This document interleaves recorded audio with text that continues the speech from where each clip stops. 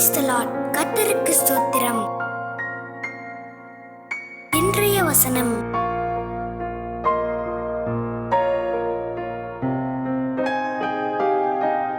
எபேசியர் 5:14 முதல் 21 வசனங்கள்.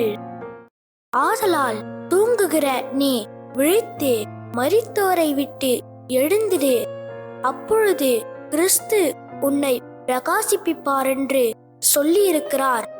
ஆனபடியினாலே நீங்கள் ஞானமற்றவர்களைப் போல நடவாமல் ஞானமுள்ளவர்களைப் போல கவனமாய் நடந்து கொள்ள பார்த்து, நாட்கள் பொல்லாதவைகளானதால் காலத்தை பிரயோஜனப்படுத்திக் கொள்ளுங்கள். ஆகையால் நீங்கள் மதியற்றவர்களாயிராமல் கர்த்தருடைய சித்தம் இன்னதென்று உணர்ந்து கொள்ளுங்கள்.